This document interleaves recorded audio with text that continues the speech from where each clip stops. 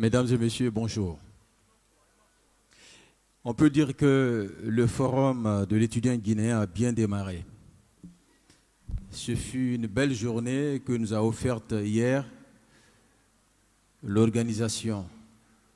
3 conférences animées avec une forte dose de pertinence, un plateau des modèles de réussite, et puis une cérémonie d'ouverture présidée par le chef de l'État guinéen.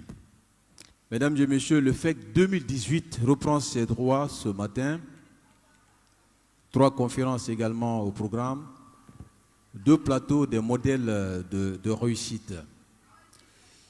Pour cette journée, nous parlerons du leadership féminin dans l'enseignement et la recherche scientifique.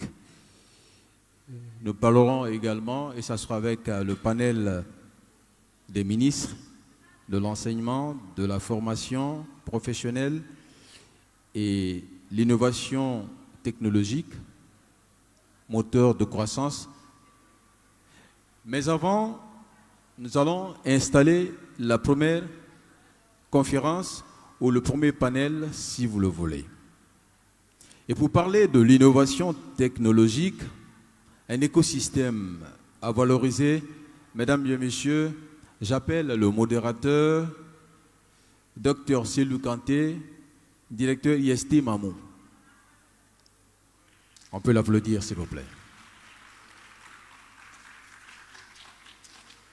J'appelle pour garnir ce plateau, professeur Abdoulaye Baniré Diallo, professeur à l'Université de Montréal.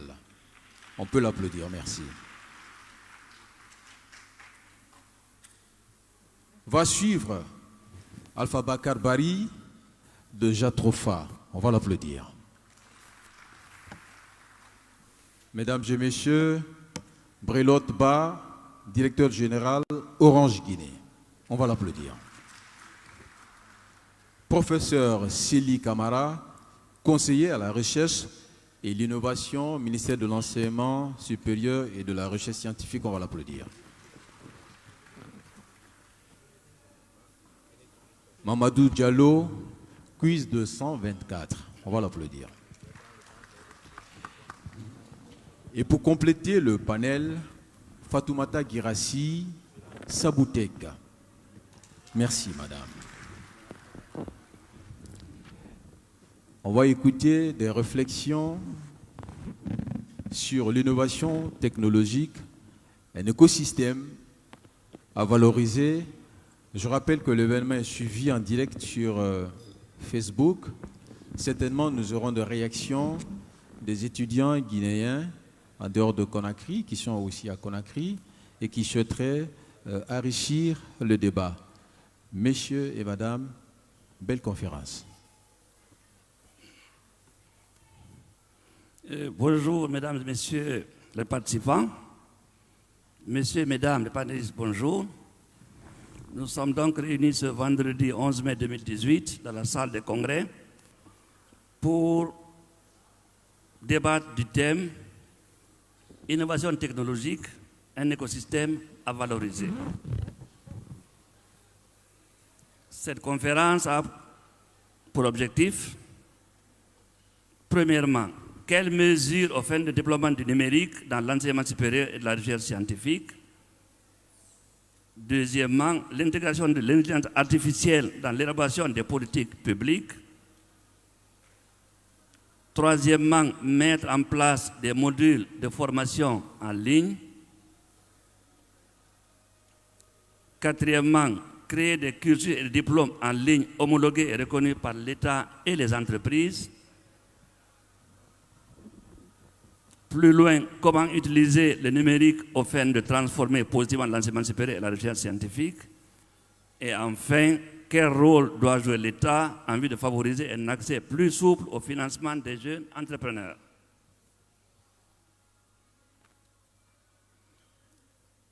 C'est ici un thème en fait qui est d'une grande actualité parce que nous parlons du numérique, nous parlons des NTIC, nous parlons de l'Internet, nous parlons de la fibre optique.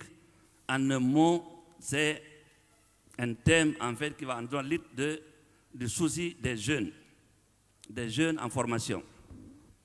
Nous vivons dans le numérique. C'est pourquoi donc nous espérons que cette conférence ne sera pas une conférence scientifique où nous allons donner des données scientifiques extraordinaires. Nous espérons plutôt qu'il y aura donc une interaction entre donc les panélistes et le public pour qu'on puisse éclairer certains domaines. Je voudrais donc pour commencer, comme disait Charles Baudelaire, il serait bon que quand on commence une conversation, qu'on se mette d'accord sur le sens de certains termes. Donc je voudrais donc inviter les panélistes à se pencher en premier lieu sur la définition qu'on peut donner sur l'innovation technologique. Je voudrais donc commencer par inviter le professeur Célie Camara pour ouvrir le débat.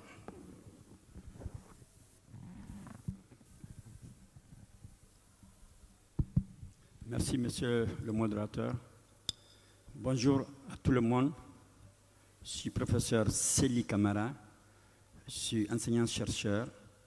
J'ai commencé ma carrière au Centre de recherche scientifique de Conakry-Ourbani de 1981, à partir de 1981. J'ai été nommé conseiller au niveau du ministère de l'Environnement à partir de 2011 jusqu'en 2014.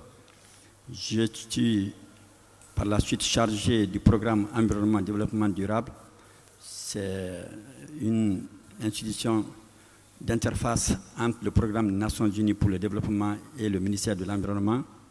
Et en fin 2017, je suis nommé conseiller chargé de la recherche et de l'innovation technologique au niveau du ministère de l'enseignement supérieur et de la recherche scientifique. Je suis très honoré ce matin de me retrouver avec des stars de la nouvelle technologie. Moi, j'ai fait ma thèse en 1986, je n'ai pas touché l'ordinateur. Donc, nous sommes de la génération qui n'a pas évolué avec l'ordinateur. Nous parlons, le thème de ce colloque se base sur l'innovation. Mais nous devons savoir d'abord qu'est-ce que l'innovation. L'innovation consiste à intégrer des technologies améliorées ou combiner des technologies pour répondre à des besoins de marché.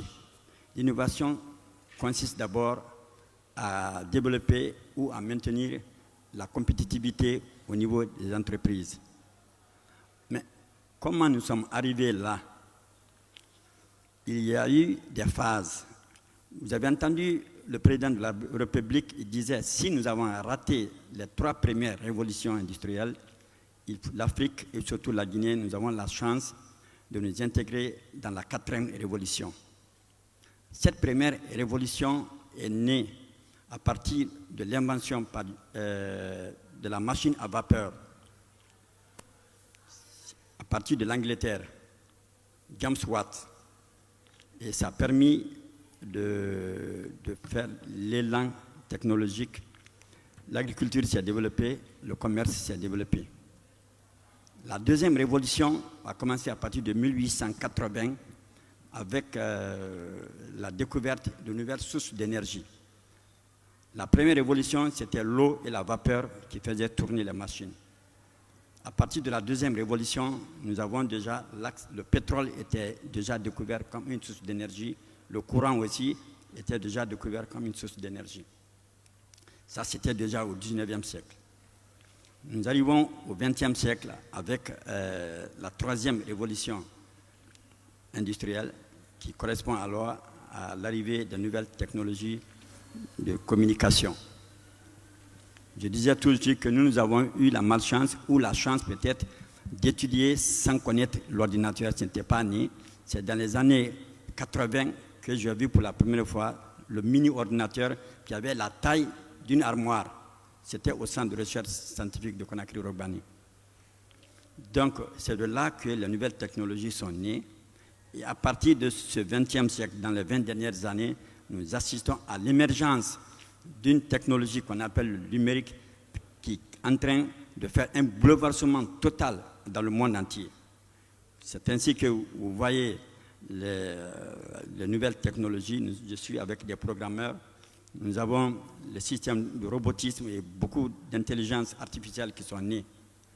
Donc, c'est avec plaisir alors que je me retrouve dans ce panel avec des jeunes cadres qui sont vraiment formatés dans le système du numérique. En attendant, c'est ce que je vais à vous dire, comme parler un peu. Nous allons continuer et inviter le professeur Baniré à se présenter au public. Merci, docteur. Moi, c'est Abdoulaye Baniré Diallo. Je suis professeur à l'Université du Québec à Montréal. Je suis directeur de programme gradué en informatique et puis en bioinformatique. Mais parallèlement, je suis aussi entrepreneur. Donc, avec des collègues, on a créé une start-up à Montréal qui s'appelle My Intelligent Machines, qui est spécialisée dans l'utilisation de l'intelligence artificielle dans les secteurs de la santé. Donc, pour revenir à la définition de l'innovation, je vais la définir ici en deux phases. La première, je pense qu'il faut dissocier l'innovation de l'innovation technologique. Donc, lorsqu'on parle d'innovation, l'innovation peut être, c'est un changement de façon de faire dans le but d'améliorer un procédé, d'améliorer le bien-être. Donc, on peut changer nos comportements pour améliorer un procédé, par exemple, pour gagner du temps ou pour économiser de l'énergie dans le déplacement. Il y a ces formes d'innovation-là. Au-delà de ça, on peut combiner l'innovation avec la technologie pour pouvoir générer de nouvelles façons de faire. Par exemple, l'utilisation du téléphone pour pouvoir faire des paiements bancaires est une innovation parce que par le passé, on pouvait payer nos factures d'une certaine manière. Et là, avec l'innovation technologique due au numérique, nous pouvons utiliser le téléphone pour faire ces paiements-là. Donc ça permet de camper les positions entre l'innovation et l'innovation technologique. Monsieur Alpha Bakar.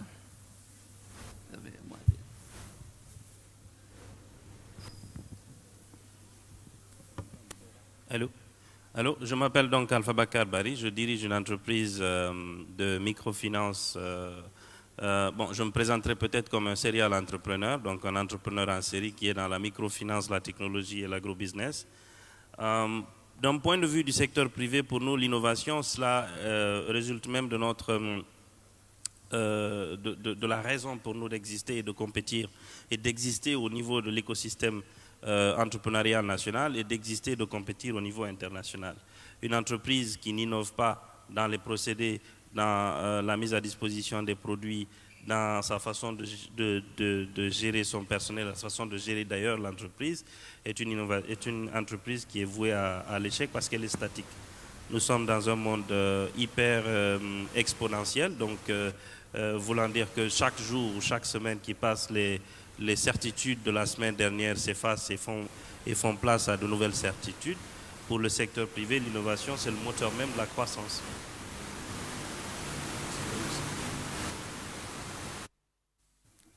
Vous avez des opinions sur la révision de la technologie?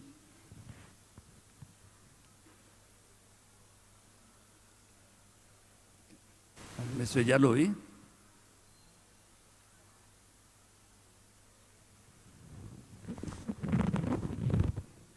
Ça va, non?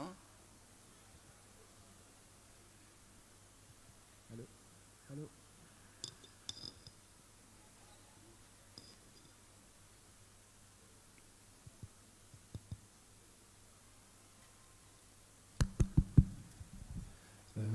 Bonjour tout le monde. Moi, je réponds au nom de Mamoudou Diallo. Je suis développeur d'applications et je suis le concepteur de Quiz 224.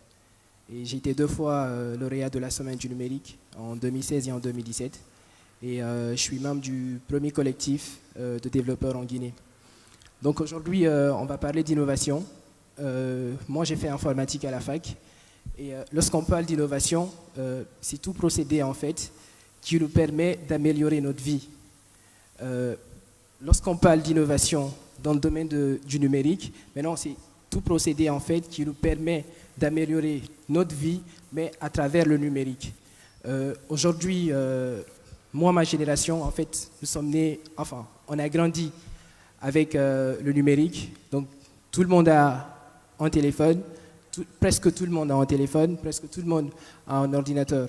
Donc lorsqu'on parle d'innovation numérique, je vais introduire en parlant de mon application. Moi, j'ai développé une application qui s'appelle Quiz 124, qui se trouve sur Play Store, notamment, qui est accessible à travers les téléphones Android. Donc, je suis parti d'une idée, c'est-à-dire que nous, on ne sait pas exactement. J'étais en train de jouer avec mon neveu qui a 4 ans, et je me suis rendu compte que je n'ai pas oublié en fait les leçons apprises en maternelle. C'est-à-dire que j'étais en train de chanter avec lui les chansons qu'il chantait. Et là, je me suis dit, mais attends, pourquoi ça se fait que je n'ai pas oublié les leçons de la maternelle, et pendant qu'il y a des choses que j'ai apprises en 10e année ou en terminale que j'ai déjà oubliées. Et moi, comme j'étais développeur, donc je me suis dit, et si je faisais une application en fait, qui va permettre aux gens d'apprendre tout en s'amusant? Parce que, bien évidemment, lorsqu'on est en maternelle, on nous apprend en s'amusant. Et dans toutes les autres classes, on nous apprend tout simplement. Donc, une leçon qui a été apprise en s'amusant devient un jeu. Et un jeu, ça ne s'oublie pas en fait. Si vous vous rendez compte que tous les jeux qu'on a eu à faire lorsqu'on était enfant, et on n'a toujours pas en fait oublié ces règles. Donc c'est dans ce sens que j'ai créé une application qui permet à tout un chacun de connaître la Guinée. Donc c'est une application ludique qui permet aux élèves, qui va permettre aux élèves dans la prochaine mise à jour en mai de réviser via l'application, c'est-à-dire aux élèves en classe d'examen, notamment la 10e année et ceux de la terminale, de réviser via l'application sous forme de quiz. Donc l'application elle est super ludique parce que lorsque les gens ils jouent dessus, en fait c'est comme s'ils étaient en train de s'amuser, mais pendant qu'ils sont en train d'apprendre tout en s'amusant. Donc là c'est une innovation dans le domaine du numérique. Donc pourquoi je n'ai pas fait une application web ou bien une application dans une autre plateforme? C'est que, comme je le disais, presque tout le monde a accès. Presque tout le monde a un téléphone. Donc, si on a ce savoir à portée de main et que cette application elle est gratuite, donc on a une valeur ajoutée et on peut suffisamment apprendre plein de choses à travers le numérique. Je vous remercie. Nous allons donc inviter Mme Guérèche Fatmata aussi à prendre la parole. Je vous en prie, Madame. Merci. Merci pour cette invitation et cette initiative qui est le forum de l'étudiant guinéen. Donc je suis très fière de compter parmi les panélistes qui est composé essentiellement d'hommes. Mais bon, c'est déjà une première chose d'être parmi vous. Donc les définitions qui ont été données et qui ont été données par les différents intervenants, je pense qu'il n'y a pas grand-chose à ajouter dessus. Juste que je suis donc la directrice de l'incubateur Sabutech, donc un incubateur de start-up et de PME qui œuvre justement dans le domaine de l'innovation. Donc Sabutech est en fait une organisation à but non lucratif qui est le fruit d'une alliance entre le secteur privé et le secteur public et qui a pour but en fait de construire un environnement unique dédié à la création et à l'innovation. Et donc l'innovation en fait notre cœur de métier et notre centre d'activité au sein de l'incubateur. Et donc, ces innovations, justement, à travers les différents secteurs, ont pour but, donc, justement, comme le disait auparavant M. Barry, d'améliorer le quotidien donc, de la population guinéenne. Et donc, nous, à travers nos activités, à travers nos compétitions, à travers nos ateliers, à travers tous les événements que l'on organise au sein de l'incubateur, l'objectif justement c'est de démocratiser justement cet accès à la fois au numérique mais surtout à la création et à l'innovation. Donc à travers notamment nos compétitions, à travers nos hackathons que l'on organise au quotidien auprès des jeunes étudiants et jeunes créateurs d'entreprises, nous mettons l'innovation au cœur donc des problématiques que l'on rencontre en Guinée. Et aujourd'hui, nous sommes capables, et nous l'avons montré à travers nos différentes activités, nous sommes capables et nous avons montré que les jeunes Guinéens sont en mesure d'utiliser justement ce vecteur qui est l'innovation pour répondre vraiment à des défis et aux problématiques que l'on rencontre en Guinée. Merci. Donc nous allons finir par donner la parole à monsieur le représentant du groupe Orange. Oui, merci, professeur. Bonjour à tous. Je voudrais tout d'abord, à la suite des intervenants qu'il y a eu avant moi, féliciter vivement le ministère de l'Enseignement supérieur pour cette initiative. Le président l'a rappelé hier, c'est toujours important que les étudiants aient des cadres de rencontre avec les entreprises, parce que c'est ce qui permet à chaque moment d'adapter l'offre de formation. Je voudrais juste dire quelques chiffres sur le numérique en Guinée, puisque donc, quand on parle de développement numérique, d'intégrer l'innovation, c'est important de se rendre compte qu'en Guinée, il y a une transformation numérique très importante qui est en cours. Les derniers chiffres de la RPT de 2017 donnent un peu plus de 11 millions de clients mobiles en Guinée. Et ça croît de près de 10% chaque année. Et l'Internet, en tout cas en termes d'usage, c'est près de 3 millions de clients en Guinée qui, tous les jours, utilisent l'Internet. Chez Orange, c'est un peu plus de 2 millions. Et on voit que l'usage de l'Internet croît 3 fois plus vite que l'usage de la voix. Donc ça montre bien qu'il y a une dynamique très importante du numérique en Guinée. Et enfin, le dernier élément que je voulais partager, c'est l'utilisation des services mobiles comme Orange Money.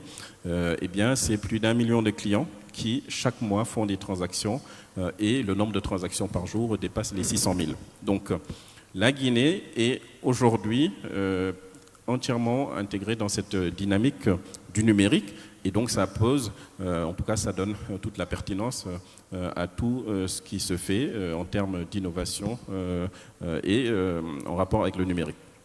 Alors, pour en revenir à l'innovation numérique, donc moi je suis Borlot Ba, directeur général d'Orange Guinée, toutes les définitions ont été données et qui sont toutes pertinentes. Je voudrais juste insister sur deux choses quand il s'agit de télécommunications.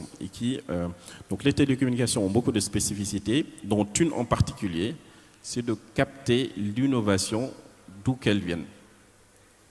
Et avec un formidable driver qu'est l'Internet.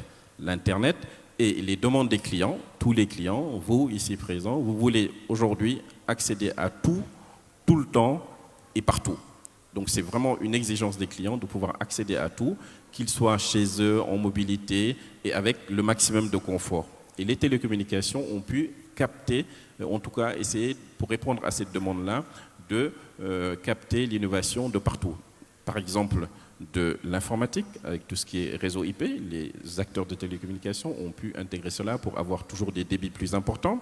L'innovation qui vient des composants, donc c'est ce qui permet aujourd'hui d'avoir des smartphones qui ont des puissances de calcul toujours plus importantes pour répondre aux besoins des clients, et également l'innovation dans le domaine du logiciel. Donc ça m'amène au deuxième point, qui est qu'il n'y a pas d'innovation s'il n'y a pas de marché, s'il n'y a pas de besoin de clients. Je crois que beaucoup l'ont rappelé, en particulier Fatoumata. Une innovation doit viser à améliorer quelque chose, à répondre à un besoin client. Et chez Orange, et c'est le cas aussi dans beaucoup d'acteurs, l'innovation, ça va avec un marché, des clients, un besoin. Quand on ne peut pas identifier cela, c'est difficile de parler d'innovation. Voilà les deux aspects sur lesquels je voulais insister. Merci. Je vous remercie. Donc on est d'accord là-dessus. L'innovation technologique, c'est quoi? C'est la mise au point, et j'ajoute la commercialisation d'un produit plus performant en vue de satisfaire les utilisateurs. C'est la mise en place d'un produit qui est nouveau ou alors qui est plus performant. Nous allons donc avancer sur la première thématique. Il s'agit de définir quelles sont les mesures pour un déploiement du numérique dans l'enseignement supérieur. Je vais donc commencer cette intervention par donner la parole à M. Alpha Bakar Bari. Peut-être que j'ai eu beaucoup de discussions il faut peut-être contextualiser et dire que Jatrofa intervient sur ce sujet spécifique parce que nous portons un projet que le gouvernement encourage, qui est en fait la distribution de contenu pédagogique à travers une tablette qui s'appelle Sincéri, que nous avons commencé en avril dernier. Juste entre parenthèses, il faut dire que depuis avril 2017 à maintenant, nous avons réussi à distribuer à 5000 étudiants 350 000 contenus, donc des ouvrages pédagogiques, des formations, donc des MOOC, ainsi que des ressources pédagogiques qui leur permettent d'améliorer leur recherche et d'améliorer leurs conditions d'études. Et pour revenir donc, cela explique une des mesures ou un des dispositifs que l'État met en place ou devra mettre en place pour améliorer l'enseignement du numérique. Juste quelques figures ou peut-être une image. Dans les 10 ou 20, nous avons une population africaine, donc guinéenne, qui a une pyramide des âges inversée. Nous avons de plus en plus, c'est une population jeune qui va en se rajeunissant et qui sera donc, à l'horizon 2030, 1,5 milliard, essentiellement composé de jeunes. Alors, cette démographie, dans le domaine de l'enseignement supérieur, le lien fondamental, c'est les capacités d'accueil des universités qui ne pourront pas en fait faire face à autant de démographie. L'enseignement numérique et à distance, donc, est un palliatif pour apporter une satisfaction dans l'enseignement supérieur à ces étudiants-là. Et donc, cela étant, le numérique constitue aujourd'hui le palliatif le plus sérieux pour permettre aux étudiants dans les 10 prochaines années d'avoir accès à des cours, d'avoir accès à des diplômes, de se performer, d'assurer une formation continue de leur personne et donc de s'intégrer dans le tissu socio-économique de la Guinée. Et donc, pour revenir au projet, à la question, au point que vous avez évoqué, d'abord, il y a la mise en place d'une politique qui prend en compte les projections démographiques et les capacités d'accueil. Ensuite, il y a les infrastructures. Nous avons la chance depuis 3 ou 4 ans de voir une évolution, et monsieur le directeur d'Orange en parle, une pénétration importante du digital dans les us et les coutumes des Guinéens. Ce qui veut dire qu'aujourd'hui, quand on peut regarder un match de football à distance, on peut suivre un cours à distance, et 30% des gens qui ont accès à des contenus certifiés aujourd'hui le font à travers le numérique. Les infrastructures donc du numérique sont importantes. La fibre optique est quelque chose de fondamental qui va nous permettre d'avoir accès à plus d'Internet et donc à plus de possibilités d'explorer et de nous interconnecter avec le reste des gens. L'autre chose qu'il faut mettre en place peut-être comme infrastructure et peut-être comme mesure, je ne dirais pas infrastructure, c'est la formation des enseignants à l'enseignement avec le numérique. Ce qui est extrêmement important. Les enseignants d'aujourd'hui doivent adopter l'outil numérique et en faire leur quotidien pour que les 10 prochaines années, les 20 prochaines années, ils puissent s'intégrer et que le numérique ne le laisse pas derrière. Ce qui ferait un certain désordre dans le dispositif d'enseignement dans les écoles. Et la dernière chose, et en parlant d'innovation à ce niveau-là, c'est de faire en sorte que le contenu de formation qui est donné dans nos universités et dans le domaine numérique, que nous ne soyons pas également dominés par la production de connaissances étrangères. C'est donc permettre aux enseignants et aux chercheurs guinéens de faire une production locale et de numériser cette production pour qu'elle soit accessible aux étudiants et aux autres. Et peut-être que je m'arrêterai là, mais je voudrais aussi dire, peut-être avant de m'arrêter, que le numérique dans l'enseignement et en termes d'encouragement doit être porté d'abord par l'État, doit être d'abord porté par le gouvernement. Ensuite, les institutions d'enseignement supérieur doivent faire leur propre révolution numérique, accepter d'entrer dans le numérique comme palliatif et introduire dans leur programme la possibilité pour tout étudiant d'étudier à distance, d'étudier de chez lui. Cela va désengorger les universités et valoriser les contenus pour que l'on puisse ne pas choisir la formation numérique par dépit ou parce qu'il n'y a pas de place, mais qu'on choisisse la formation numérique à distance parce que cela peut nous permettre d'apprendre tout en travaillant, cela peut nous permettre d'apprendre tout en restant chez nous et cela peut nous permettre d'avoir plus de connaissances et plus de possibilités de recherche que si nous étions en présentiel dans ces universités-là. Je vous remercie. Je dis qu'on est tellement dans le numérique que finalement on a tendance à oublier que effectivement, le cœur du numérique, c'est aussi l'informatique. Les deux sont extrêmement liés et sont indissociables. Je voudrais donc vous demander et poser la question suivante, c'est que est-ce qu'il ne serait pas bon, à l'image des autres pays, peut-être d'avoir notre silicone, c'est-à-dire un centre technologique dédié, n'est-ce pas, à la recherche dans ces technologies appliquées? Le concept d'avoir un mécanisme géographique dans lequel l'innovation sera promue est quelque chose de fondamental. Il est fondamental parce qu'il y va de notre participation à la question de l'innovation scientifique dans le monde. Au-delà de promouvoir l'enseignement numérique, comme vous le dites, il est important que l'on s'approprie des technologies de base dans le domaine de l'informatique. Et le hardware est quelque chose d'important. Et à ce niveau-là, il n'y a rien de compliqué. Tout ce qui est fabricant de téléphones, de tablettes, d'ordinateurs ou autre chose dans le monde font ce qu'on appelle le shopping. Ils ont un shopping list, ils achètent avec tous les fabricants de composants dans le monde et ils assemblent sur place. Il est important d'avoir, comme vous dites, notre Silicon Valley. Et le gouvernement, en collaboration avec certaines structures du privé, est aujourd'hui en train de promouvoir la mise en place au niveau de l'Institut supérieur de Mamou, mais seulement pas Mamou en termes de géographie, mais en reliant beaucoup d'universités alentour, un espace, j'appelle ça espace parce qu'il est à la fois géographique et virtuel, un espace dans lequel on va faire la promotion de la technologie guinéenne pure. Un espace dans lequel on offre à la fois un incubateur de 150 à 400 places, donc un incubateur qui va accueillir tout ce qui est entrepreneurs venant des universités de Kankan, de Farana, de Zérékoré, etc., à qui on va offrir des infrastructures, des mécanismes de promotion de l'entrepreneuriat. Et ça va de la formation, cela va de l'incubation, cela va à la mise en place d'un fonds d'investissement, un parc industriel pour ceux qui, au moins on peut dénombrer aujourd'hui en Guinée, 4 fabricants de tablettes ou de téléphones ou en tout cas de terminaux. Je pense à Tulip qui a exposé pendant la semaine numérique, où nous avons Sincéry, nous avons 2 autres initiatives, je crois, qui sont en train d'arriver. Il serait important de mutualiser nos efforts sur un seul endroit pour au moins mutualiser les moyens de production et le personnel qui est aujourd'hui, par la chance et avec l'effort de beaucoup de gens, qui est aujourd'hui disponible au niveau de l'Institut supérieur de technologie de Mamou. Je vais peut-être passer la parole aux autres. Donc, je voudrais quand même demander le sentiment à monsieur le conseiller de l'enseignement supérieur. S'il ne serait pas peut-être opportun de créer, comme il l'a dit, un incubateur à Mamou par exemple, où on pourrait éventuellement assembler les ordinateurs et les tablettes, vu la demande croissante de la jeunesse.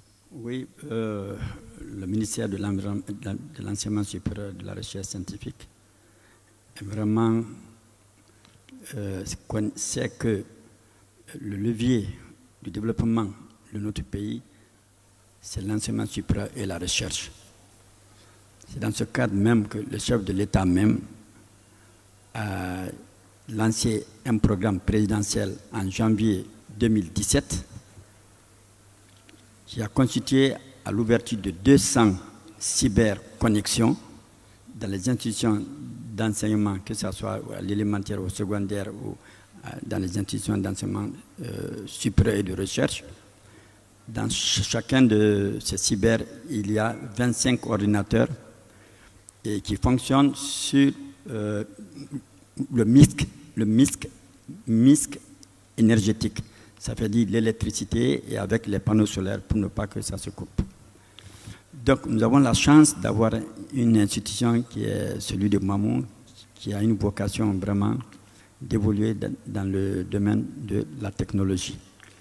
Il est vraiment bon que le ministère prend comme un acte pour essayer pour que ce centre-là constitue un levier pour la promotion au niveau de l'enseignement supérieur et de la recherche scientifique. On a même dit que les jeunes formés de là-bas doivent être intégrés à des structures de l'enseignement supérieur et de la recherche scientifique afin de faire la promotion de nouvelles technologies.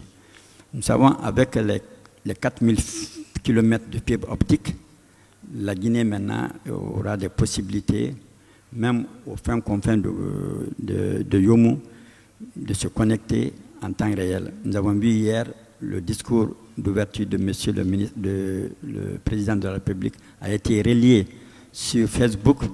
De l'intérieur, tout le monde voyait en temps réel le président en train de parler. Et ça, déjà, c'est quelque chose qui est à saluer avec la promotion du numérique.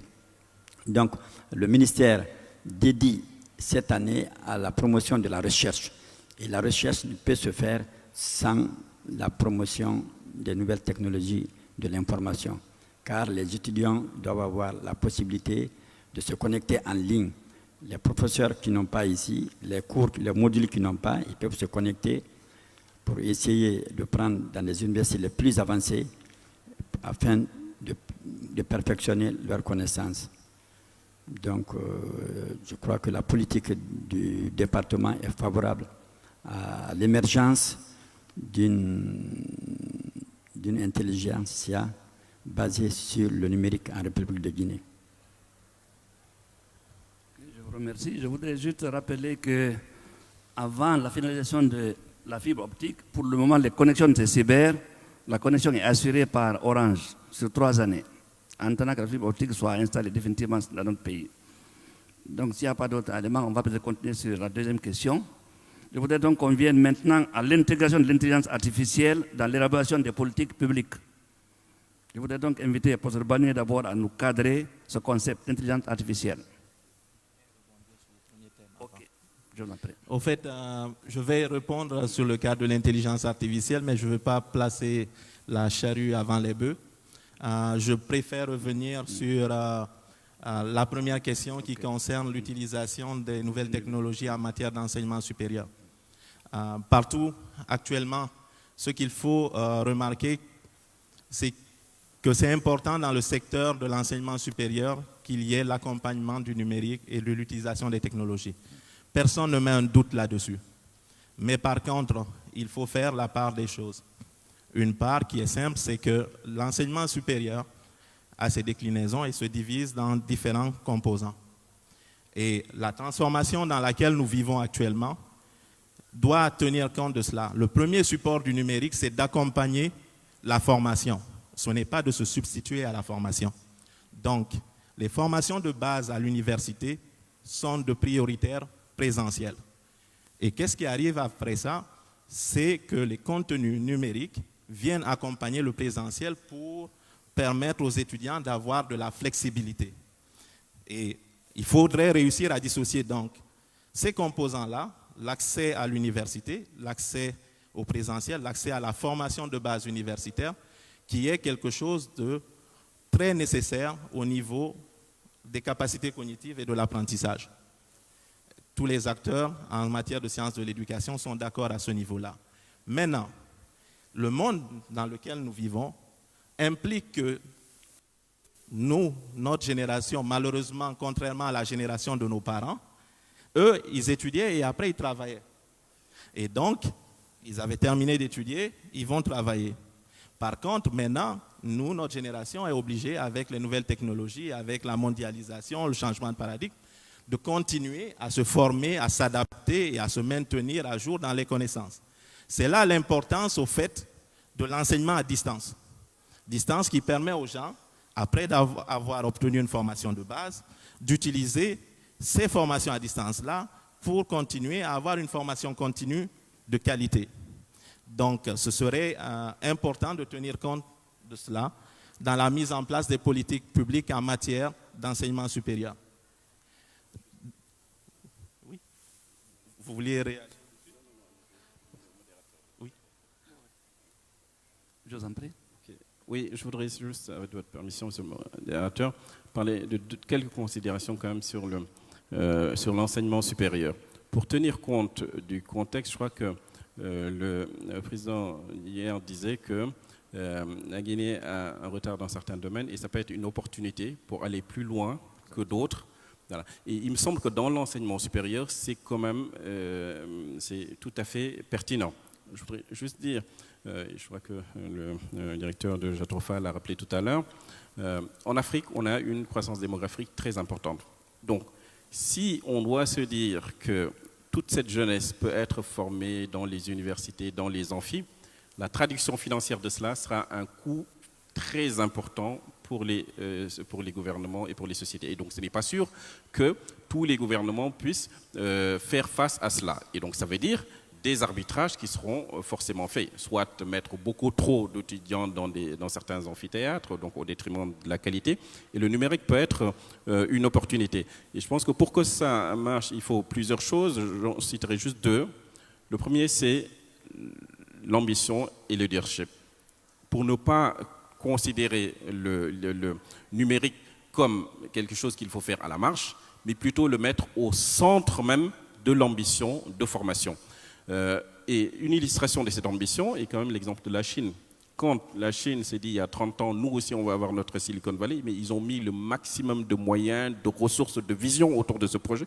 Et aujourd'hui, Shenzhen n'a absolument rien à voir avec, n'a rien à envier à la Silicon Valley. Vous avez aujourd'hui des entreprises installés à Shenzhen, comme Tencent, comme Alibaba, qui ont des capitalisations boursières supérieures à celles de Facebook, par exemple. Donc, l'ambition est, de ce point de vue, clé. Et je crois qu'en Guinée, le président l'a rappelé sur la 4e révolution numérique, ce panel est une illustration du fait que l'enseignement supérieur veut tenir compte du numérique. Donc, ça veut dire vraiment avoir une ambition forte là-dessus.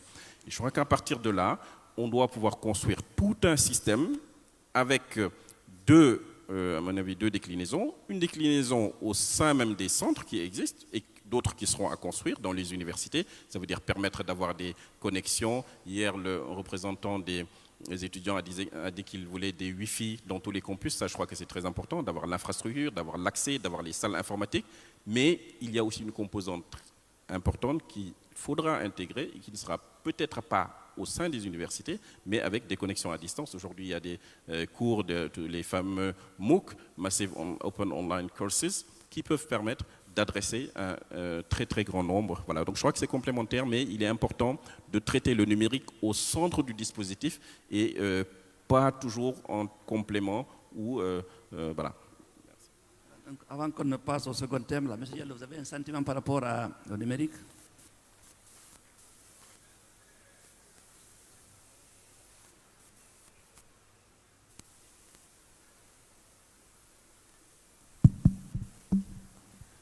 Voilà, moi en fait je voulais rajouter un truc.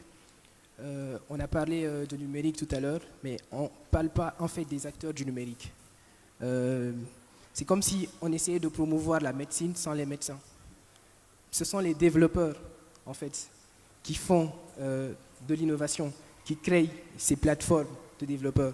Donc on ne va pas attendre d'avoir la fibre optique, la Silicon Valley de Mamou pour déjà commencer à faire de l'innovation. Et si ce que nous avons là maintenant, le peu que nous avons, nous essayons de faire la promotion des filières informatiques, c'est-à-dire le développement. C'est dans ce sens que nous avons créé le premier collectif de développeurs qui s'appelle DevScom. Donc notre objectif c'est de pouvoir, parce que la plupart des personnes en fait pensent que, en quelque sorte, les développeurs, ce sont des ouvriers. Nous voulons plus mettre de la valeur aux personnes qui font de la programmation, c'est-à-dire partager le peu que nous savons. Et on parle de numérique, on parle des MOOC, mais ces MOOC sont faits par des développeurs. Donc si on essaye de vraiment promouvoir les filières de l'informatique, je pense que le boom va plus aller si on s'attendait en fait à ce qu'on a la fibre optique. Donc c'est un processus en fait qui se fait parallèlement.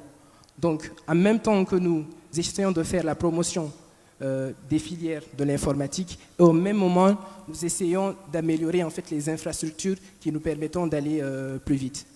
Donc en quelque sorte c'est ce que j'allais ajouter. Ok, merci bien. Madame, s'il vous plaît. Voilà, donc je voulais juste ajuster un point relatif notamment à l'introduction du numérique au sein des formations et de la recherche scientifique. Nous, en tant qu'incubateur au cœur de l'écosystème, des jeunes comme Mood qui ont un collectif donc, de développeurs sont donc abrités au sein de l'incubateur et mènent des activités en ce sens. Nous avons également une forte mobilisation des étudiants à travers nos différentes activités, nos différents événements. Donc nous sommes en mesure un peu de palper le besoin que ces jeunes étudiants, ces jeunes développeurs, ces jeunes entrepreneurs peuvent avoir. Et aujourd'hui, pourquoi est-ce qu'on arrive aujourd'hui à mobiliser autant? autour de nos événements, c'est parce que les jeunes sont en quête justement de l'innovation et en quête de formation dans le domaine du numérique. Et donc aujourd'hui, concrètement, ce que les universités pourraient proposer au-delà de la formation qui existe déjà, des formations en ligne et à distance qui peuvent être dispensées, c'est de mettre en place des incubateurs et des makerspaces ou des Fab Labs au sein même des incubateurs pour permettre à ces jeunes qui ont des projets entrepreneuriaux ou qui ont des projets d'entreprise de pouvoir merger les compétences universitaires, les formations, mais également la mise en place donc, de structures, de ressources qui vont leur permettre de développer au mieux leurs projets et d'être accompagnés en ce sens pour pouvoir justement donner plus d'envergure aux projets innovants et aux projets d'entreprise qui pourraient en découler.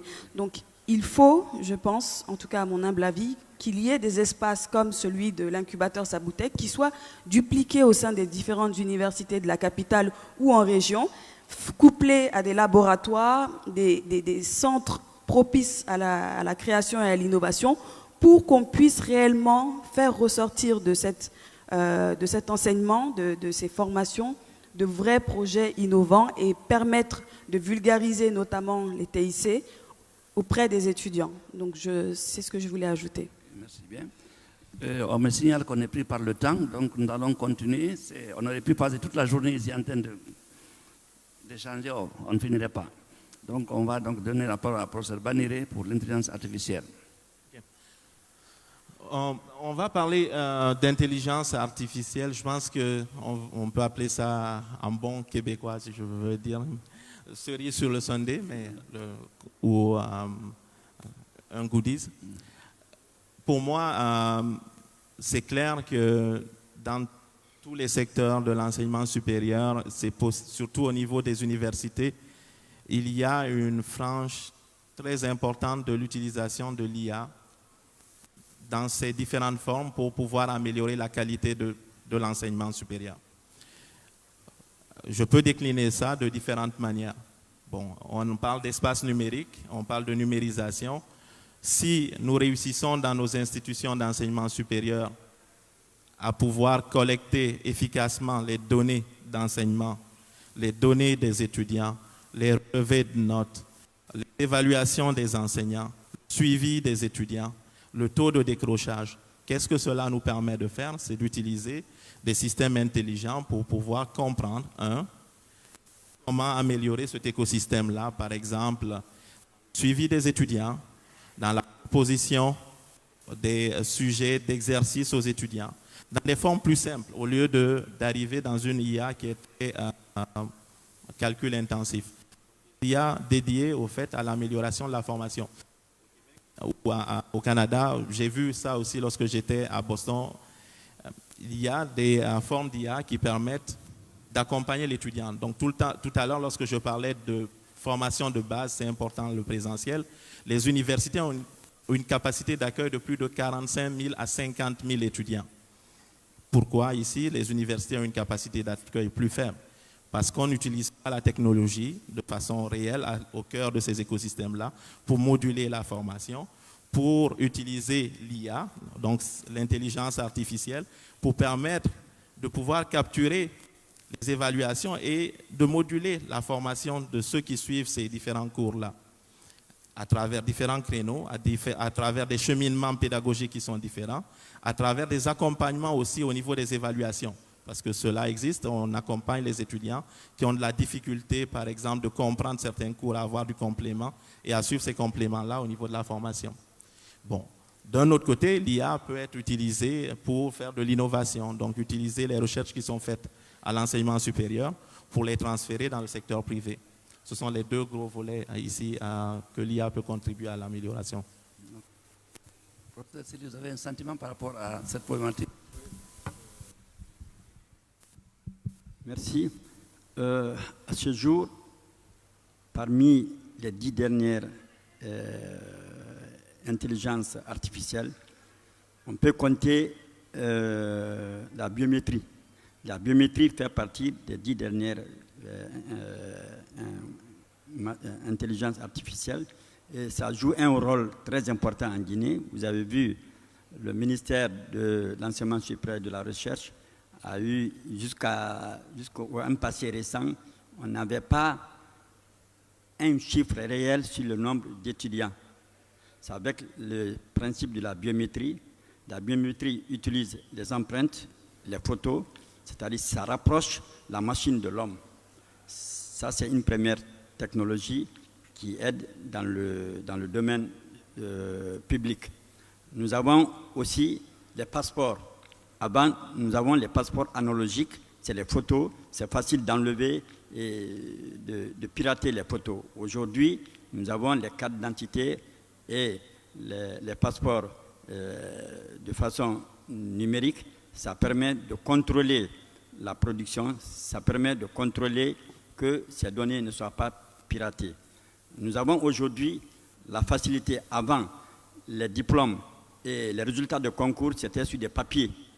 N'importe qui peut dire que j'ai eu le bac, tu falsifies le papier. Aujourd'hui, sur les sites, les données là ne sont pas falsifiables. Tu peux être aux États-Unis, savoir interroger le site, est-ce que l'étudiant là a eu le bac? Est-ce qu'il est détenteur de tel diplôme? Voilà, tous ces aspects-là permettent vraiment au public d'avancer. Nous avons à l'heure là les technologies avancées. Un administrateur reste dans son bureau, il voit déjà les personnes qui viennent grâce à comment on appelle ça, l'écran. À partir de votre bureau, vous savez les personnes qui viennent. Ça permet aussi de sécuriser la personne, de sécuriser nos bureaux, et ça permet aussi de sécuriser les personnes physiques. Donc, c'est quelques éléments que j'avais ajoutés sur. Nous avons aussi la génération automatique. Aujourd'hui, avec cette nouvelle technologie, on peut transformer les données qui se trouvent, les données numériques, en texte. Ça aussi, voilà, c'est l'intelligence artificielle qui nous permet aujourd'hui de le faire. Nous pouvons, avec l'intelligence artificielle aujourd'hui, essayer de modifier le langage humain. Ça, c'est des atouts, ça a des inconvénients. Vous voyez aujourd'hui, avec le système de... Les drones. Les drones aujourd'hui, vous savez que le Rwanda, c'est un pays montagneux. À l'aide des drones, ils arrivent aujourd'hui à transporter les médicaments en cas de sinistre dans les zones les plus reculées. Voilà, tout l'intelligence artificielle peut aider le domaine public à avancer. Vous avez votre sentiment, s'il vous plaît? Je vais juste dire deux mots sur ce point-là. Le premier, c'est pour les étudiants. Certains d'entre vous ont peut-être vu la dernière publication de Google sur son application qui permet, sinon vous pouvez taper rapidement sur YouTube ou dernier assistant intelligent de Google. Ça vous permettra de voir un petit peu deux domaines où il l'applique sur tout ce qui est prise de commande, etc. Donc sur l'intelligence artificielle, et c'est aussi un domaine d'enseignement très important. Je ne sais pas si aujourd'hui dans les universités guinéennes il y a des formations dans ce domaine-là, mais vous avez vu dans la plaquette d'Orange que les ingénieurs que nous recherchons aujourd'hui, c'est des ingénieurs qui sont formés dans l'intelligence artificielle, dans le big data, dans le cloud. Donc je crois que c'est des notions que vous devez avoir en tête et essayer rapidement de vous y mettre parce que c'est des domaines qui vont révolutionner le monde dans les années qui viennent. Donc intelligence artificielle, big data, cloud, vraiment, il faudrait se former dans ce domaine-là. Et le deuxième point, c'est que l'intelligence artificielle, donc pour parler de manière très rapide, c'est en gros avoir des machines qui peuvent faire la même chose que l'homme, de manière intelligente, des machines ou des programmes, etc. Et donc, ce n'est pas d'ailleurs une technique, c'est un certain nombre de techniques.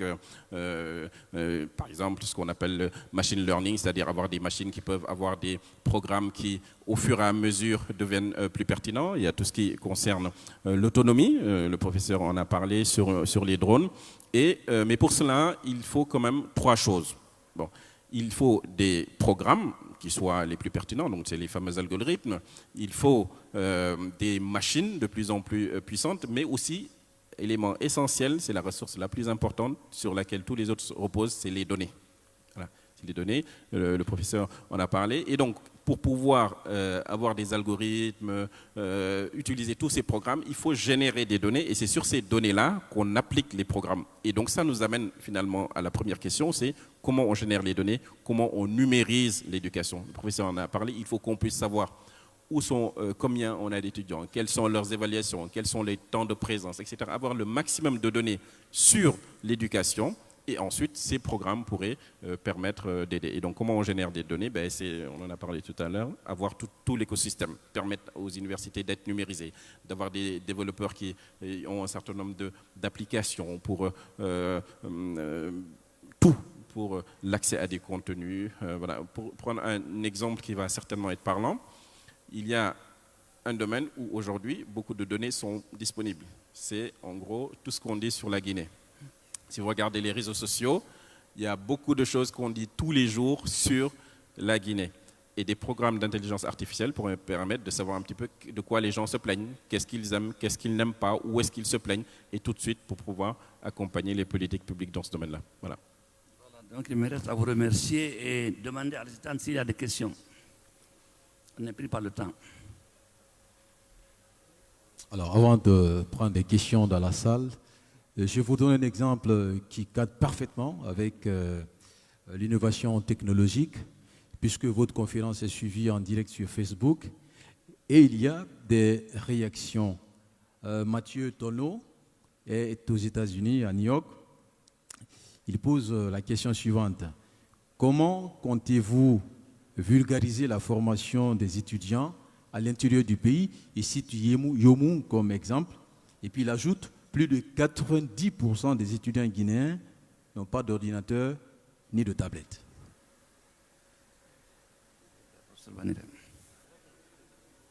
Non, au fur et à mesure, c'est mieux. Excellente question. Ça ramène le débat qui est centré autour des institutions d'enseignement.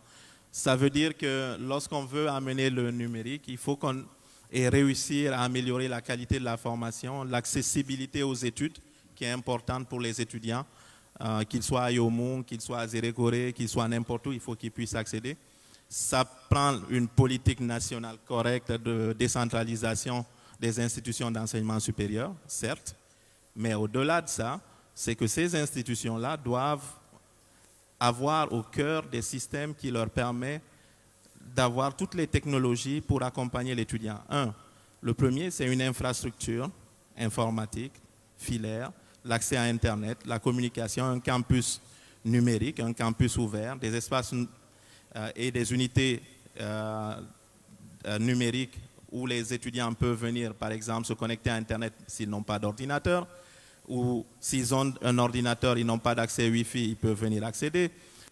Secondo, les bibliothèques, actuellement, à travers le monde, on sait qu'il y a une numérisation totale des manuels d'enseignement. Ces manuels d'enseignement-là doivent être accessibles à travers des unités à l'intérieur, certes du campus, mais en dehors du campus. Troisième, les cours qui sont dispensés, les matériels de cours, donc les contenus développés, doivent être accessibles sur supports qui permettent aux étudiants d'accéder de l'intérieur de l'université qu'à l'extérieur. Et tout ce système-là, à cela vient se greffer maintenant les cours d'enseignement à distance qui peuvent venir être un autre support d'accompagnement à l'amélioration et à l'accessibilité de la formation à l'intérieur du pays. Je vous remercie, professeur. Il y a encore des questions dans la salle? Vous avez le micro?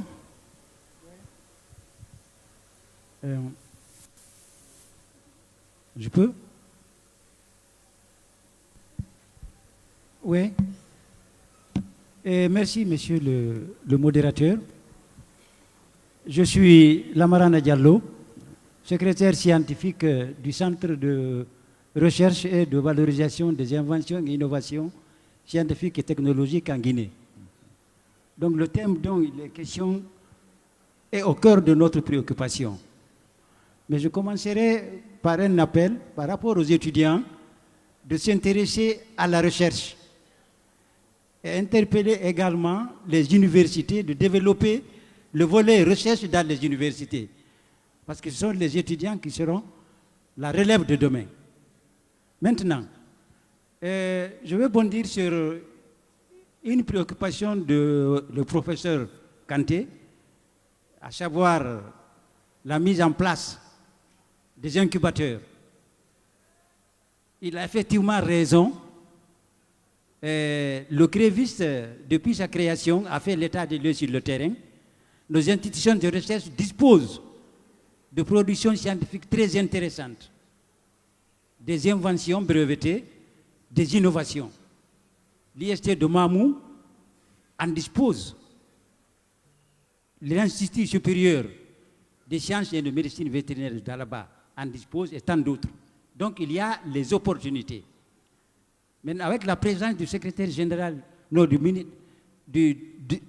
conseiller chargé de la recherche qui est là, effectivement la sollicitude du professeur Kanté se justifie. Il n'y a pas longtemps, l'Organisation mondiale de la propriété intellectuelle a eu un programme de formation au niveau de tous les pays pour attirer l'attention des chercheurs de différents pays de s'intéresser à la valorisation de nos inventions et de nos innovations.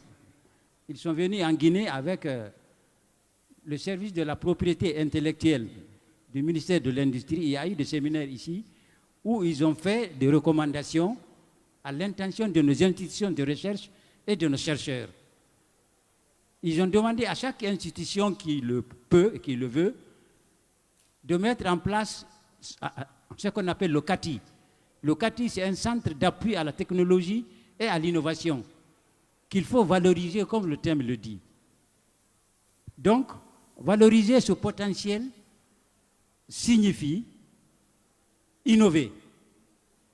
Et quand un produit est protégé, il est inventé et protégé, quand il atteint le domaine public, c'est-à-dire si le brevet atteint sa limite, n'importe qui peut s'inspirer des informations au niveau de la base de données qui est à Genève pour voir comment lui aussi il va produire la même chose chez lui à travers les PME, PMI.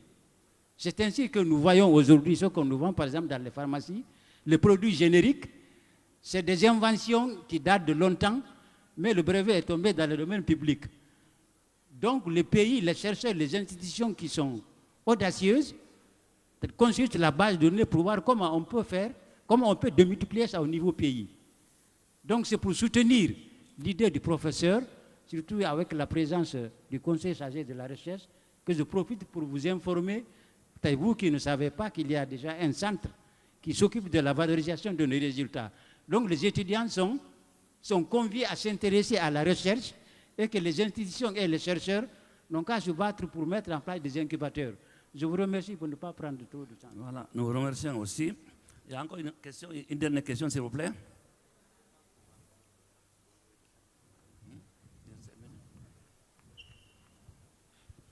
Bonjour, merci pour vos belles interventions. En fait, c'est juste une remarque que j'ai sur les processus conduisant à plus d'innovation. Je pense que pour compléter vos interventions, j'aimerais affirmer que deux facteurs fondamentaux me semblent très importants pour promouvoir l'innovation dans un pays. Le premier, c'est les institutions. Des institutions fortes, efficaces, qui promeuvent les bonnes incitations, sont indispensables pour promouvoir l'innovation. Le premier sur lequel nous pouvons compter, c'est la réforme de la justice, qui vise la protection des droits de propriété. Un innovateur doit s'assurer que son invention est protégée par une propriété intellectuelle pour l'inciter à innover. Donc la seconde, c'est une fois qu'il innove et qu'il distribue son innovation, il faut qu'il s'assure qu'il y a une rétribution de son innovation, qu'il est payé pour qu'il continue effectivement à innover. Donc la deuxième chose, c'est la réforme du système bancaire.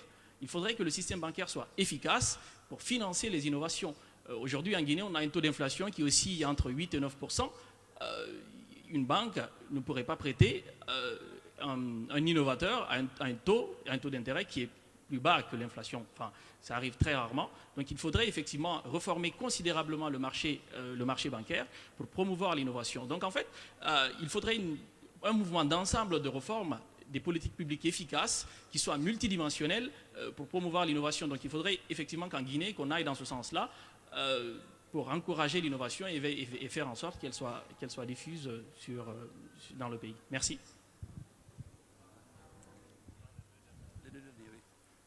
On prend donc les deux dernières questions.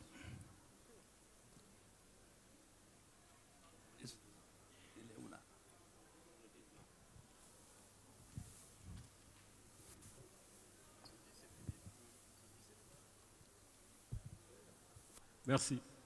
Bonjour, je suis professeur Abdoussen de la délégation sénégalaise. Je suis enseignant-chercheur en mathématiques appliquées. Je voudrais tout d'abord féliciter les panélistes pour leur brillante présentation. Je voudrais aborder la question de l'innovation dans le contexte de l'université. Traditionnellement, nos universités françaises ou d'origine dont les pays ont été colonisés par la France en général, avaient deux missions, l'enseignement et la recherche. Dans le cas du Sénégal, depuis 2013, avec les grandes réformes qui ont été entreprises, deux autres missions ont été rajoutées aux universités, l'innovation et le service à la communauté. Mais il se trouve que, comme tous les autres pays francophones, africains, l'innovation et le service à la communauté ne sont pas dans notre culture. Nous sommes en train de travailler à instaurer cette culture. Maintenant, à mon avis, il est important de se pencher sur la gouvernance de nos universités. Le président de la République l'a dit hier. Il a comme ambition d'introduire dans la gouvernance des universités, dans les conseils d'administration ou dans les assemblées d'université, le milieu socio-économique. Ça, c'est très important. Mais à mon avis, il faut aussi, dans l'exécutif de nos universités, avoir un autre pôle de pouvoir.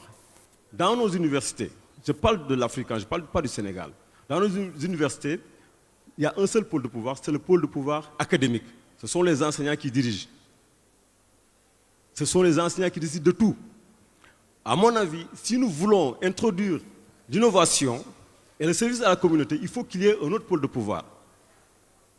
Un autre pôle de pouvoir qui soit entrepreneurial. C'est seulement à ce prix que nous pourrons contribuer à l'économie du savoir. Ne l'oubliez pas, nous sommes à l'ère de l'économie du savoir. Tous les experts s'accordent à dire que nous sommes à l'ère de l'économie du savoir. Donc, le rôle de l'université s'en trouve accru. Il faut que nous jouions notre rôle. Mais pour jouer notre rôle, il faut que les enseignants acceptent de diminuer un peu de leur pouvoir pour en donner au monde socio-économique. Merci. Merci beaucoup. On prend une dernière question. Bonjour, je suis mademoiselle Linda Ba, IT consultante. Je suis représentante de Microsoft. J'avais une question pour M. Diallo, qui est dans les tablettes, je pense. Et en tant que partenaire Microsoft, j'aimerais savoir quelle est la stratégie qu'ils ont élaborée par rapport aux tablettes pour les étudiants. Parce que Microsoft a un programme éducatif où vous avez la possibilité d'avoir des contenus gratuits pour les étudiants, c'est-à-dire Office, déjà dans les tablettes. Chose qui a un coût, je pense que tout le monde le sait, il y a un coût pour les solutions. Et est-ce que vous avez pensé dans votre stratégie à contacter justement Microsoft pour donner accès aux étudiants à ces outils informatiques? Merci.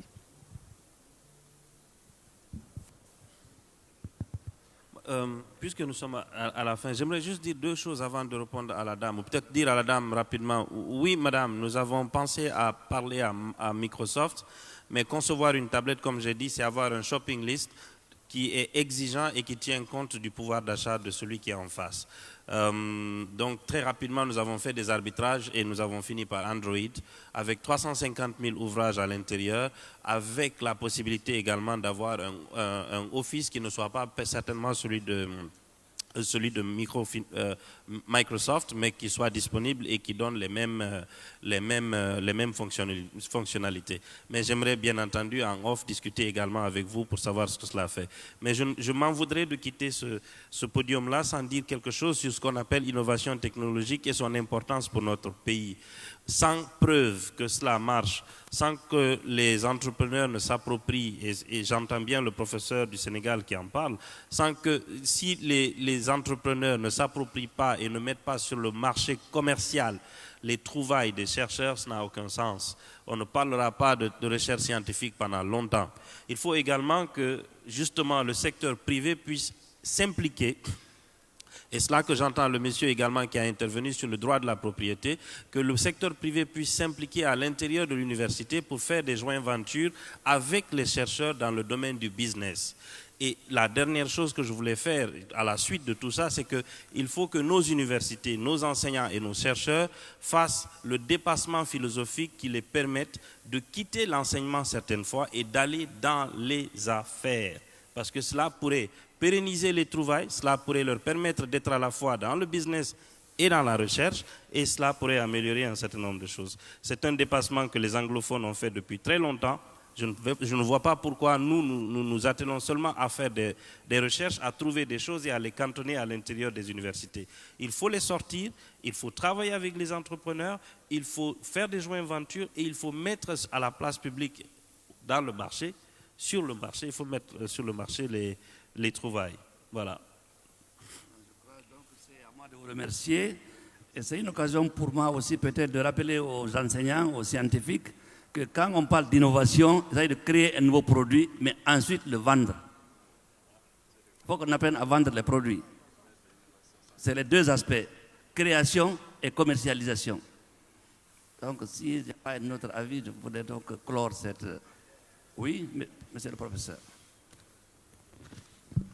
Merci, monsieur. Monsieur le modérateur, l'organisation vous accorde 6 minutes de plus. Merci.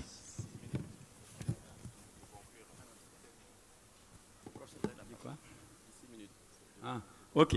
Je disais par rapport à notre collègue professeur du Sénégal, et c'est bien vrai, nos décideurs se sont aperçus que sans la recherche, le continent ne peut pas se développer. C'est ainsi depuis la réunion de l'OIA, ce n'était pas l'Union africaine encore, qui s'est tenue à Lagos en 1983, les chefs d'État ont décidé de donner 1% du PIB pour le développement de la recherche. Mais jusqu'à aujourd'hui, à la réunion de juin de 2017 à Addis Abeba, c'est la même ambition qui a été répétée encore. Ça veut dire qu'il n'y a pas d'évolution. Et sans la recherche, nous ne pouvons aller nulle part. Tandis que les autres pays sont à 2 chiffres, nous cherchons encore. À l'heure, la moyenne en Afrique, c'est 0,35% du PIB. Donc nos pays sont interpellés de faire un effort. Mais on a dit, on est en train de faire, le ministère de l'Enseignement supérieur et de la Recherche est en train de faire des réformes. Au niveau de la recherche, il s'agit que la recherche réponde aux besoins des communautés. La recherche, normalement, doit être commandée par le privé. Ailleurs, c'est les privés, c'est les universités qui font tourner les entreprises, c'est-à-dire c'est la recherche commandée. Mais malheureusement, chez nous, comme on l'a dit, la recherche se fait pour le simple plaisir de la recherche. Donc, le ministère est en train de mettre un fonds de recherche et d'innovation qui va appeler les partenaires des entreprises à s'investir. L'État va faire quelque chose, mais c'est le privé surtout qui doit intervenir pour la promotion de la recherche. Le chef de l'État l'a dit hier, dans le CA de toutes les institutions d'enseignement supérieur et de recherche, il faut mettre les privés. Ça veut dire que le gouvernement déjà a vu très loin que sans les privés, sans l'intégration du secteur privé-public, le développement de la recherche, le développement tout court, le développement socio-économique du pays ne peut pas se faire. Je vous remercie. Je vous remercie également. Merci. Juste 2 mots pour conclure. Je pense que toutes les interventions nous amènent à dire qu'il y a quand même 2 conditions pour que tout ça marche. 1, le leadership et l'ambition, parce qu'on parle quand même d'un changement. On avait une façon de faire depuis des décennies. Il s'agit d'intégrer le numérique. Ça ne va pas se faire tout seul. Il faut de l'ambition, du leadership. Encore une fois, hier, Monsieur le ministre de l'Enseignement, le président l'ont rappelé. Donc, je pense qu'on peut se dire que dans les prochaines années, le numérique sera quelque chose de très important dans l'enseignement supérieur. Et puis, le deuxième point, c'est quand même l'écosystème. On a parlé du rôle des enseignants et de leur révolution culturelle. On a parlé du rôle de la gouvernance des universités et du fait qu'il faut être plus business-oriented. On a parlé du rôle des acteurs privés. Dans le cas d'Orange, vous l'avez rappelé tout à l'heure, nous apportons des connexions Internet pour s'assurer que les gens ont accès. Nous, parfois, nous intervenons directement avec des écoles de codage, une école de codage à Dakar. Nous développons le numérique dans l'enseignement primaire. Et nous avons également des accompagnements de l'incubateur Sabutech qui permet d'incuber des entrepreneurs, etc. Donc vraiment, chacun doit jouer son rôle. Et aussi les acteurs financiers. On n'a pas parlé tout à l'heure de cette question-là. Monsieur des participants a suggéré, on va dire que les banques interviennent. Financer l'entrepreneuriat et notamment les startups a quand même une caractéristique qui la distingue de tous les autres financements. C'est l'incertitude. Autant une grande entreprise ou une PME a un historique, etc. Mais quand il s'agit de financer une idée ou une innovation, on ne sait pas ce que ça va faire. Et donc, du coup, c'est plutôt des fonds de capital risque qui permettent de répondre à ces besoins-là. Et évidemment, la Guinée pourrait très bien avoir un fonds de capital risque pour investir dans les startups. Orange en a, doté de 50 millions de dollars pour la plaque Afrique qui s'appelle Orange Digital Ventures. Donc, si dans l'assistance, il y a aussi des entrepreneurs, des startups, elles peuvent savoir que Orange a un fonds de capital risque. Voilà. Merci, professeur. Merci à l'audience d'avoir participé à ce panel. Je terminerai moi aussi par faire un mini survol des différentes questions à travers ma petite expérience française, canadienne et américaine des universités, parce que plusieurs questions ont mis en exergue la différence entre la culture anglo-saxonne, francophone. Ce qui reste clair, c'est que dans la dynamique d'évolution des institutions d'enseignement, le rôle de l'université, c'est un rôle de gardien du savoir, de diffusion du savoir et de l'amélioration de l'environnement socio-économique là où il est. Donc, pas seulement le côté business, mais le côté social, le côté culturel et tous les autres aspects de son environnement direct. Et dans ce cadre-là, en réalité, la mission de l'université à travers ces différentes institutions, conseil d'administration, exécutif, déclinaison dans les différents départements, doivent tenir compte de cette réalité-là et l'inclure dans les prises de décision au niveau du conseil d'administration. Moi, je donne un exemple simple. La présidente du conseil d'administration de mon université, il y a quelques années, c'était une artiste. Okay? Puis c'est devenu une chef d'entreprise et puis ça change parce qu'ils amènent d'autres pans qui sont importantes dans la mission de l'université qui est importante. Bon, les rôles au niveau business de transformer cette économie, ce savoir, la recherche au niveau business, c'est très très important dans les sociétés de valorisation. Donc chaque université ou les pans d'université doivent avoir un ensemble qui permet de valoriser la recherche à l'intérieur des universités. J'étais à Kigali récemment, on s'est rendu compte d'une réalité, c'est qu'on innove, oui, beaucoup en Afrique, mais les innovations qu'on fait, ce sont des innovations légères, qui n'utilisent pas au fait la recherche profonde qui découle de nos systèmes d'enseignement supérieur. Il faudrait penser donc à transformer les différentes inventions qu'on a dans nos universités en produits et services qui pourraient contribuer à améliorer nos différentes sociétés. Et ça, c'est une réalité que nous devons tenir compte en tant que Guinéens, mais en tant qu'Africains aussi. Et moi, j'ai vécu particulièrement cette expérience-là. Je suis chercheur, je fais de la recherche. Avec des collègues, on a fait des inventions. Ces inventions-là, il y a la société de valorisation de l'université, l'a prise pour sortir de l'université, pour transformer dans une compagnie. Qu'est-ce qui arrive? C'est que ce type de recherches qui sont profondes permettent de mener à des technologies qui sont très robustes et pérennes à long terme et qui sont difficiles à compétir. Okay? Et je pense que c'est une mentalité qu'on devrait développer à l'intérieur de nos écosystèmes ici. Merci de l'invitation, je suis ravi d'être ici. Alors, je voulais juste terminer par une intervention. Donc, comme le rappelait tout à l'heure Brelotte, donc le cas même de l'incubateur Sabutech est un cas d'école.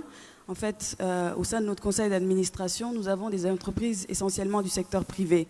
Et aujourd'hui, nous travaillons en tant qu'incubateur sur justement la mise sur le marché des projets et des produits développés par nos entrepreneurs, des produits innovants.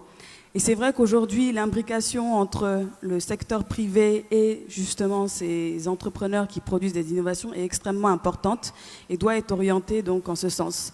Et donc nous, on met en place à travers nos actions un programme d'Open Innovation qu'on est en train de mettre en place justement avec Orange notamment, qui va permettre justement aux entrepreneurs qui aujourd'hui développent des solutions de pouvoir trouver des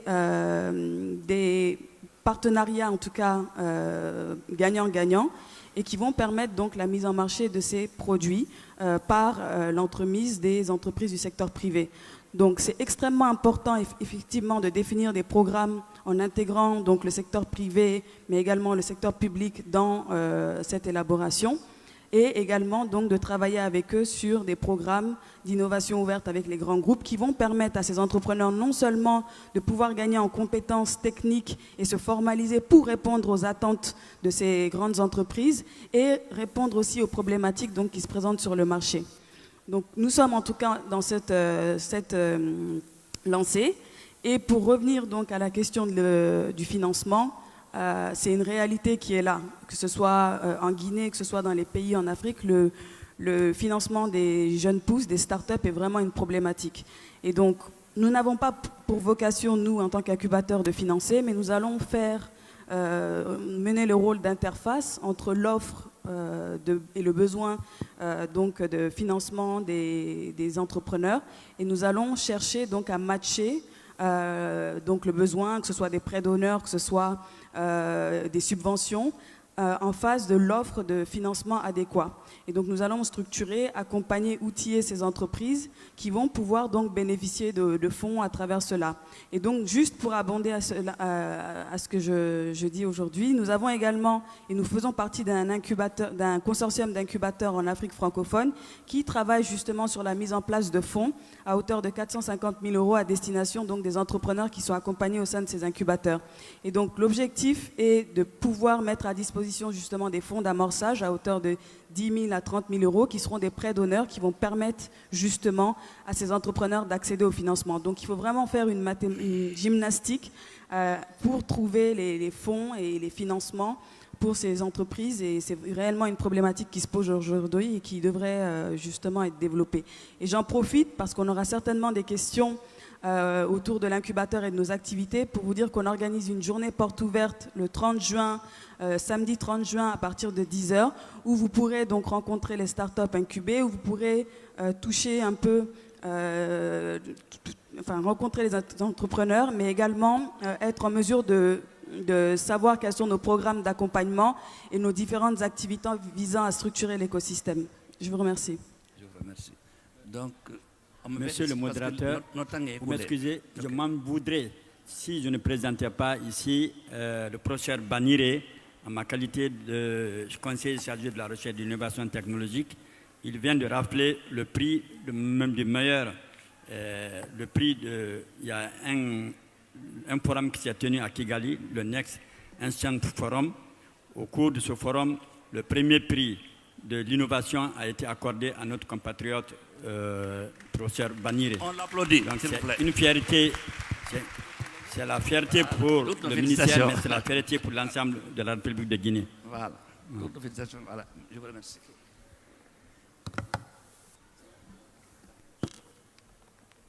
Alors, pour la richesse et la profondeur des interventions, on peut applaudir ce panel, s'il vous plaît. Merci. C'était donc la conférence sur l'innovation technologique, un écosystème à valoriser.